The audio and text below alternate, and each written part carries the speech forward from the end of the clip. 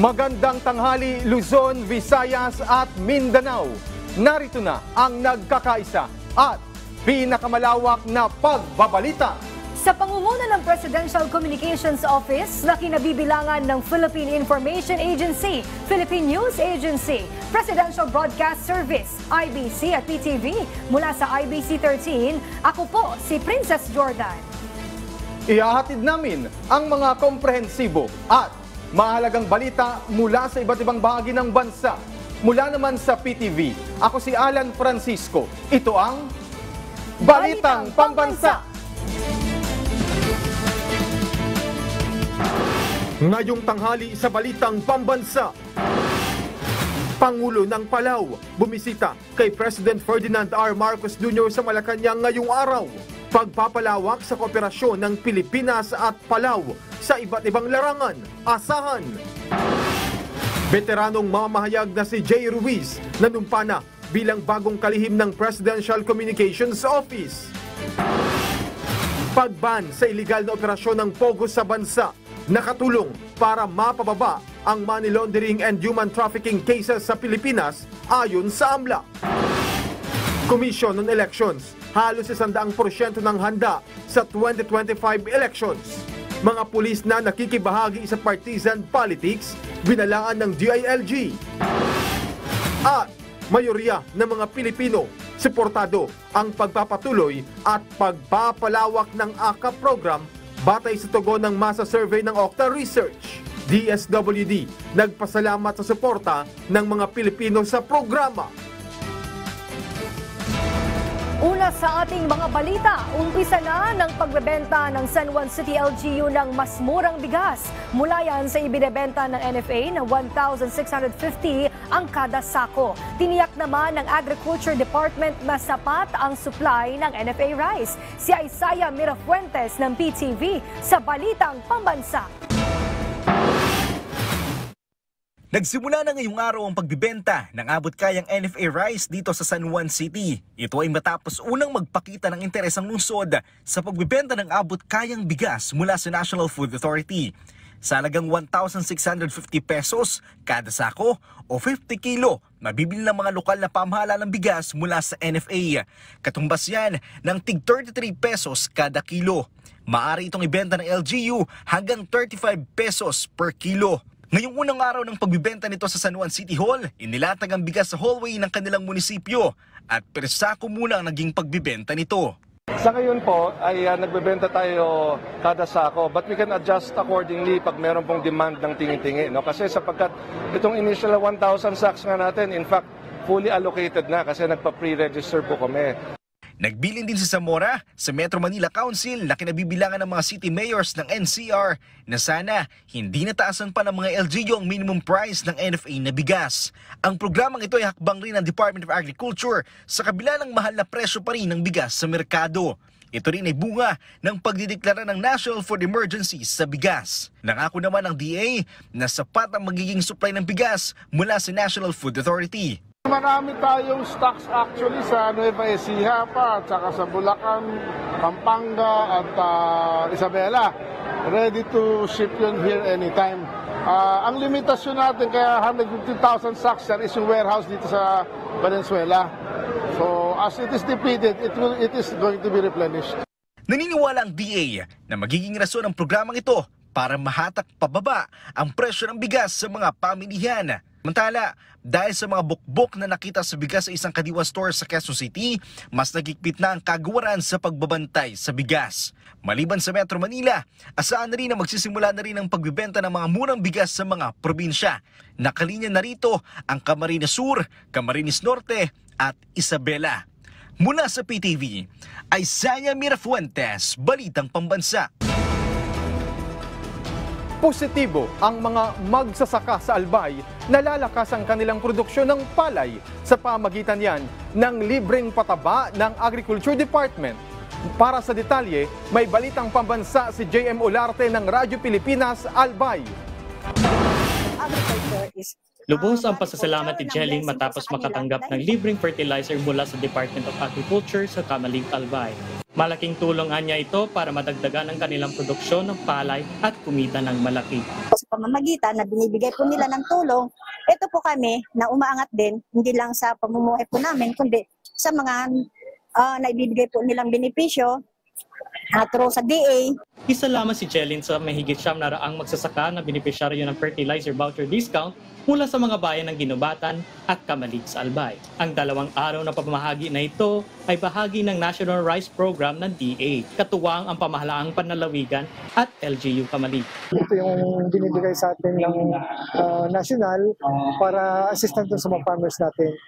Actually, ito nangyayari every cropping naman, may tulong silang pinabahagi. Nakadepende sa lawak ng sakahan ang natanggap nilang fertilizer o 3,400 pesos kada hektarya.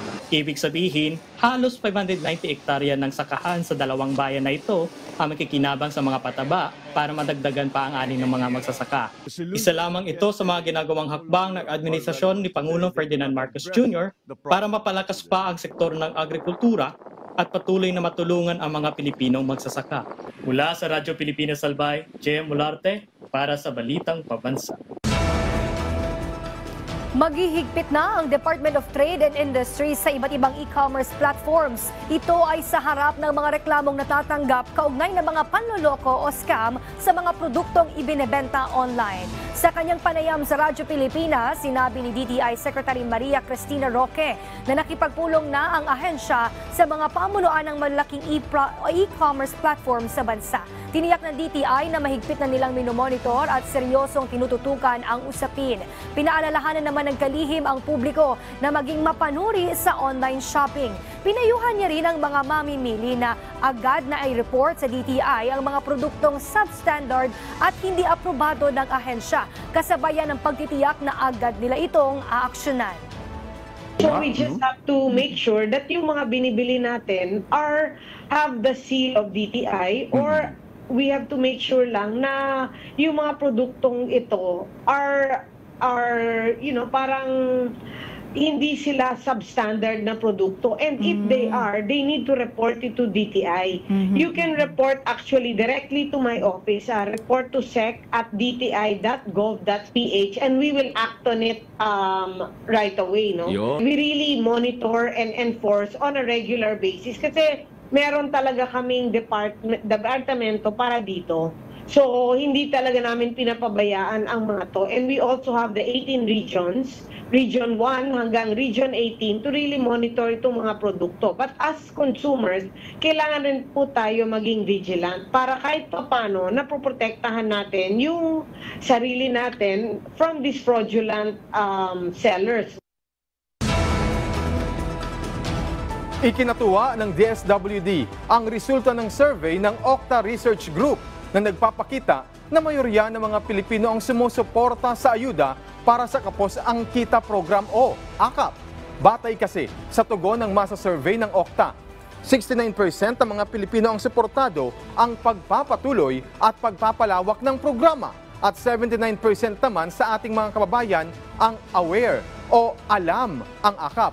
Ayon kay DSWD Assistant Secretary Irene Dumlao, magandang balita para sa kanila ang resulta ng survey dahil ipinapakita nito na gumagana ang kanilang mga programa, partikular na para sa mga individual at pamilya na may mababang kita at kapos sa araw-araw na pangangailangan. Binigyang diin din ng Octa Research na sa datos na kanilang nakalap, ipinapakita nito kung gaano kaepektibo, kalawak at pangmatagalang solusyon ang nasabing programa ng DSWD sa pagtugon nito sa problemang pinansyal na kinaharap ng mga mahihirap na Pilipino. Bumuelta ang Malacanang sa naging aligasyon ni dating Pangulong Rodrigo Duterte na walang planong bumaba sa pwesto si Pangulong Ferdinand R. Marcos Jr. pagtapos ng kanyang termino sa taong 2028. May balitang pambansa si Clazel Pardilla ng PTV. Walang basehan at kalokohan lamang. Ito ang sagot ng Malacanang sa alegasyon ni dating Pangulong Rodrigo Duterte laban kay Pangulong Ferdinand R. Marcos Jr. na hindi umano bababa sa kanyang pwesto sa oras na makumpleto ang kanyang termino. Sa halip ay magdideklara umano ng martial law ang presidente. Sinabi yan ng dating Pangulo sa isang campaign rally na ginawa sa Mandaue City. Mariin naman niyang pinabulaanan ng palasyo at iginiit na imbento lang yan ni Duterte. Ayon kay Executive Secretary Lucas Bersamin, panibagong budol ito mula umano sa taong factory ng fake news o maling impormasyon, nanindigan ng administrasyon na ipagtatanggol ang konstitusyon, susundin ang saligang batas at rerespetuhin ang karapatan ng taong bayan. Hindi anya lilihis ang liderato ni Pangulong Marcos sa pamamaraan ng nakarang administrasyon na ipinakulong ang mga kritiko at tahasang ipinag-utos ang karahasan. Ang nakarang administrasyon umano ang nagpairal ng sistema kung saan hindi pinahalagahan ang buhay, ipinagkakait ang tamang proseso ng batas at hindi nirerespeto ang karapatang pantao. Kaleza Pardilia para sa Pambansang TV sa Bagong Pilipinas. Biyaheng Bataan ngayon ang ilang pambatong senador ng Partido Federal ng Pilipinas para ikampanya at iparating doon ang kanilang mga isinusulong na plataporma para sa inaabangang Halalan 2025. Si Daniel Manalastas para sa Balitang Pambansa Live. Daniel? Yes, Princess. Magtutungo nga ngayon ang ilang kandidato ng Partido Federal ng Pilipinas dito sa probinsya ng Bataan. Inaasahan pupunta rito ang mga pambato ng partido sa pagkasenador na sina Senate Majority Leader Franz Tolentino, dating Senador Manny Pacquiao at dating DILG Secretary Ben-Hur Abalos. Kanina ay nag-ikot na si Pacquiao sa Balanga Public Market saan personal na kinamusta ng dating senador ang mga vendor pati na yung mga mamimili. Matatanda ang isa sa isinusulong ni Pacquiao ay ang programang pangkabuhayan para sa ating mga kababayan. Pati na programa para sa mga maliliit na negosyo. Mamaya ng mga hapon ay naasahan dadalo ang 3 kandidato sa isang event dito sa Bataan kung saan base sa impormasyong nakuha natin mula sa kampo ni Senator Tolentino, isang speaking engagement ang gaganapin na dadaluhan ng mga kandidato na pati na ng mga opisyal ng Bataan. At yan muna ang pinaka-huling update mula rito sa Bataan. Balik sa inyo. Maraming salamat Daniel Manalastas ng PTV. Umaasa ang France na lalawak pa ang military cooperation sa Pilipinas. Kasunod yan ng makasaysayang pagbisita sa bansa ng nuclear-powered aircraft carrier. Habang lulan sa French Navy aircraft na nakadaong sa Subic Bay, sinabi ni French Ambassador to the Philippines, Marie Fontenelle, na patuloy ang kanilang partisipasyon sa mga multilateral at bilateral exercise para sa kaayusan sa rehiyon. Nilinaw din ni French Strike Force Commander Rear Admiral Jacques Mallard na ang pagiging visible ng Charles de Gaulle sa West Philippine Sea ay hindi pagbabanta laban sa anumang bansa, kundi simpleng pag-asanay lamang ito para sa malayang paglalayag sa Indo-Pacific region. Kasama nito ang air defense, destroyer at oil replenishment ship nang dumaong ito sa Subic Bay.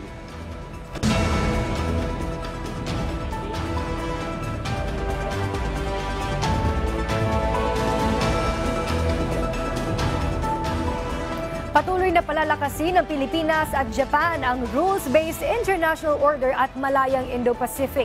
Ilan lang yan sa mga isyong tinalakay ni Defense Secretary Gilberto Teodoro Jr. at Japan Defense Minister Jen Nakatani. Si Harley Balbuena ng PTV sa Balitang Pambansa. Harley?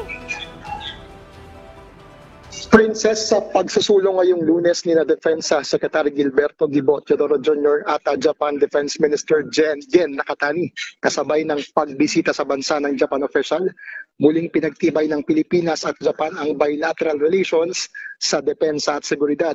Sa bilateral meeting sa Shangri-La, Makati City, isinulong ni Secretary Teodoro ang pagpapalakas ng ugnayan ng dalawang bansa sa pagtataguyod ng rules-based international order at bukas at malayang Indo-Pacific. Ito ay sa gitna umano ng pagtatangka ng China at iba pang bansa na baguhin ang naratibo ng international order.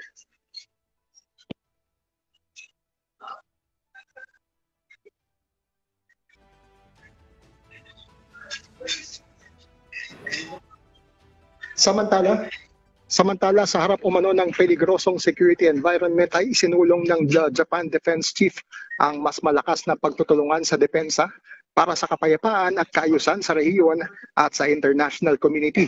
Umaasa ito sa mas malalim na strategic discussion tungo sa pag-aangat ng kooperasyon ng dalawang bansa sa mas mataas na level. Sa kanyang pagbisita sa Pilipinas ay nauna nang nagtungo ang Japan Defense Minister sa Wallace Air Station sa La Union, habang mamaya ay magkakaroon din ito ng courtesy call kay Pangulong Ferdinand R. Marcos Jr. Balik sa iyo, Princess. Maraming salamat, Harley Balbuena ng PTV. Itinuturing ng PAGCOR na pinakamalaking tagumpay ng ahensya noong 2024 ang pagpapasara ng mga Pogo Hubs sa Pilipinas. Sa programang Bagong Pilipinas ngayon, sinabi ni PAGCOR Chairman Alejandro Tenco na alinsunod na yan sa utos ni Pangulong Ferdinand R. Marcos Jr. sa nakaraang kanyang State of the Nation Address o SONA. Ipinagmalaki naman ni Tenco na kabilang sa magandang programa ng PAGCOR at pakikinabangan ng ating mga kababayan ang inumpisahan ng specialty hospital sa Clark Freeport Zone.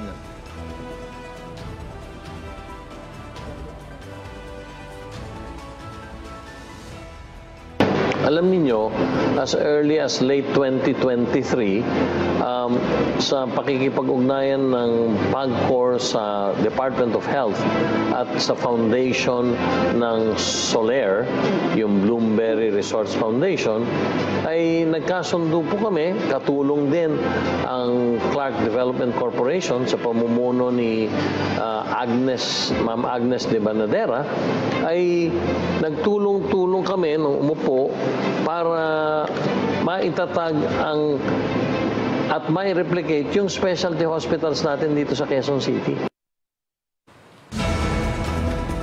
Asahan ang mas maigting na pagtutulungan ng Pilipinas at Palau sa iba't ibang larangan.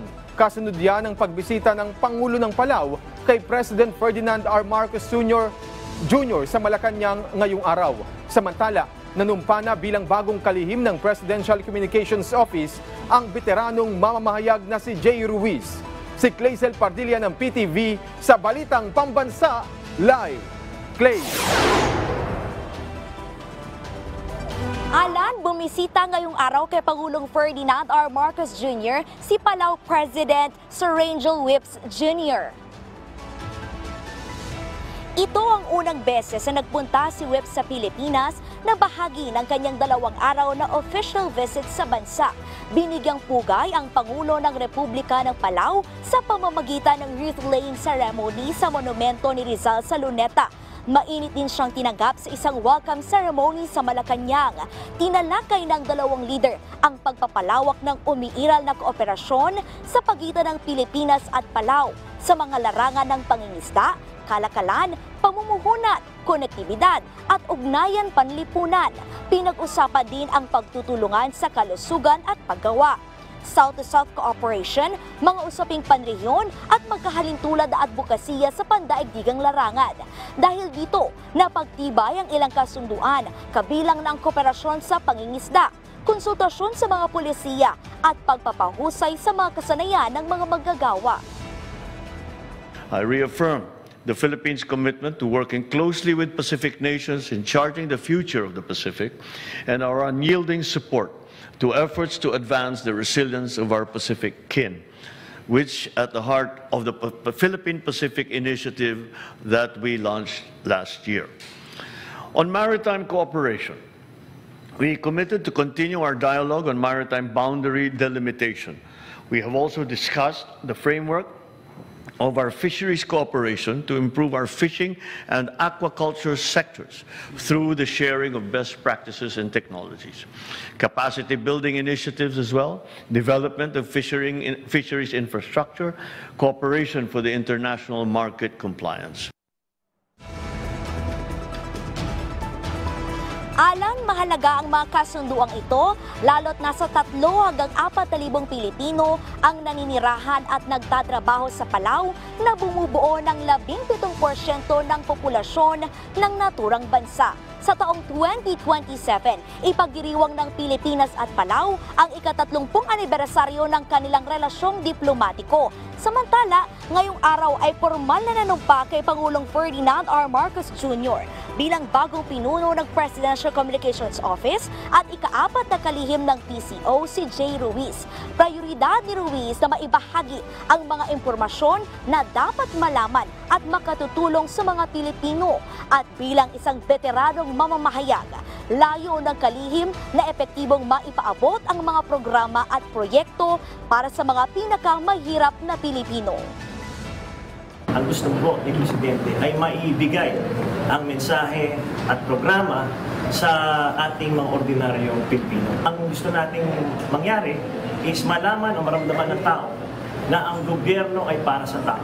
Ang daming kasinungalingan na mga sinasabi sa atin na wala naman facts, hindi naman base sa facts. Dapat yung atin truthful facts. Yun lang sa totoo tayo, hindi tayo sa kasinungalingan. Bawal ang sinungaling.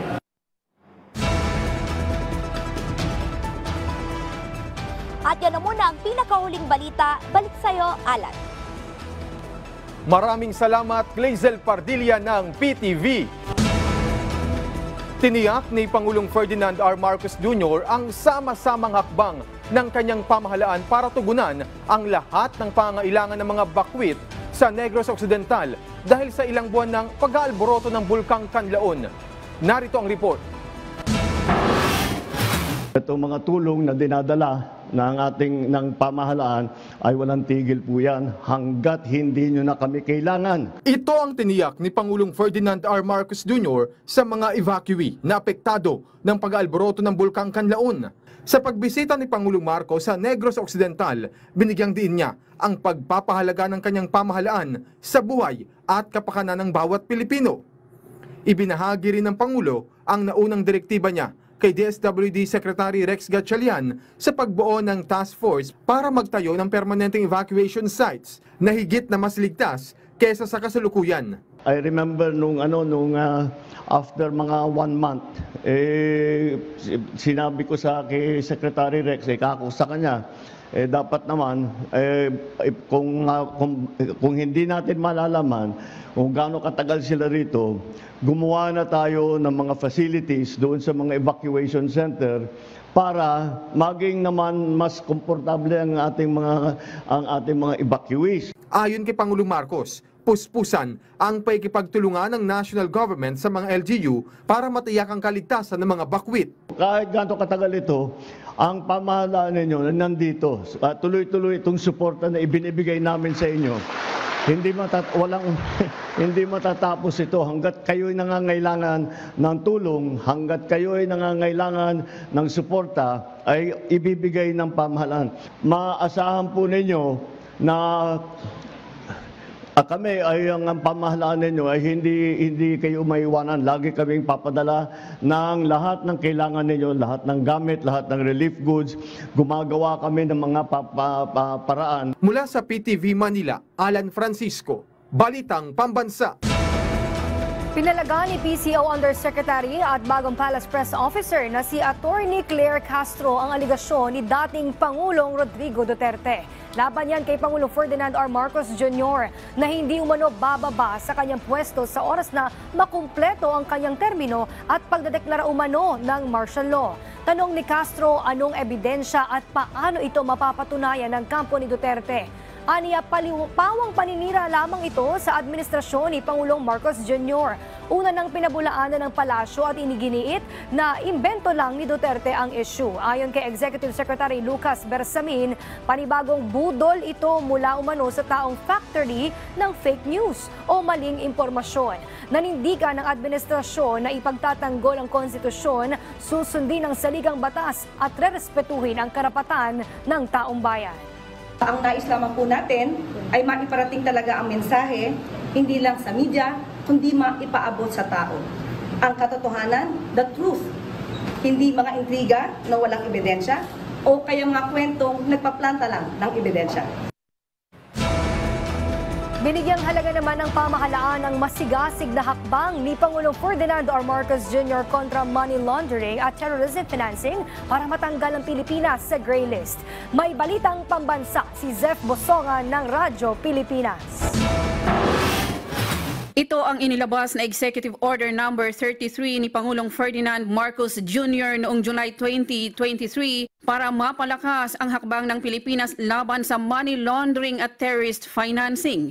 Bukod dyan, tinutukan ng Pangulo ang mga direktiba sa iba't ibang ahensya ng pamahalaan para makasunod sa mga hinihingi ng Financial Action Task Force. Sa inilabas na pahayag, sinabi ni Executive Secretary Lucas Bersamin na ang masigasig na mga hakbangin ni PBBM kontra money laundering at terrorism financing ay nagresulta sa pagkakatanggal ng Pilipinas sa gray list. Malaking tulong anya ito para makahikayat ng mas maraming banyagang mamumuhunan sa Pilipinas.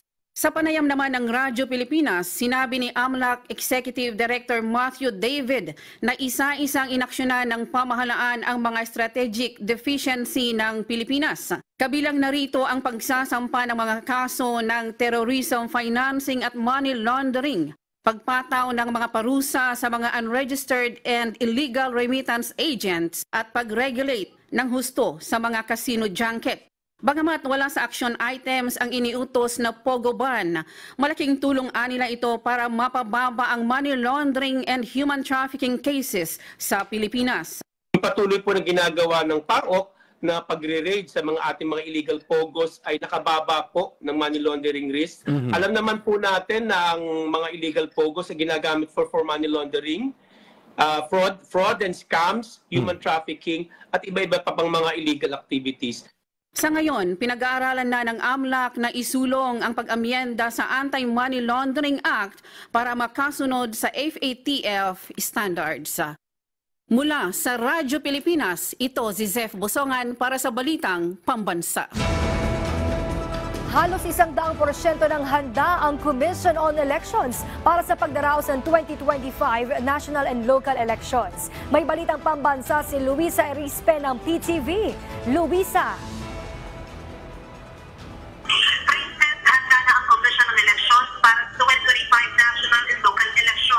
Ayon kay COMELEC Chairman George Erwin Garcia, nasa 95% na ang naging preparasyon ng COMELEC sa pag-iimprenta ng balota at 60% na ng 72 million ballots ang natapos ng maimprenta.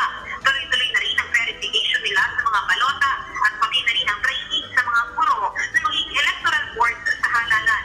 Sabi ng COMELEC, malaking bagay naman sa kanila ang pag-aapirma ni Pangulong Ferdinand R. Marcos Jr. ng batas na mag-uurong ng parliamentary elections sa sa 2028 dahil mas naituon nila ang kanilang atensyon sa paghahanda para sa midterm elections.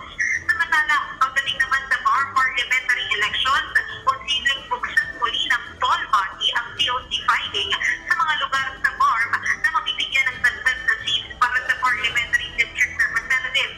At para naman sa balota ng national elections para sa 2025 national and local elections. Ayon kay COMELEC Chairman George Erwin Garcia, nasa 95% na 5%. Princess, handa na ang Commission on Elections para sa 2025 national and local elections. Ayon kay COMELEC Chairman George Erwin Garcia, nasa 95% na ang naging preparasyon ng COMELEC sa pag-iimprenta ng balota at 60%. Maraming salamat, Luisa Erispe. Hindi magdadalawang isip ang Department of the Interior and Local Government o DILG na parusahan ang mga pulis na mapatutunayang sangkot sa partisan politics. Ayon kay DILG Secretary John Vic Remulla, agad sasampahan ng kaso ang mga tiwaling pulis. Git pa ng kalihim, maiksi ang kanyang pasensya laban sa mga pulis na hindi sumusunod sa kanilang mandato. Sa kabila nito, tiniyak pa rin ni Remulla na daraan pa rin sa due process ang pagsasampa ng kaso laban sa mga miyembro ng PNP na magiging partisan para sa nalalapit na midterm elections. Samantala, iginiit din ni Remulla na suportado niya ang kontrabigay campaign ng Commission on Elections o COMELEC. Samantala, abangan po sa Bagong Pilipinas ngayon.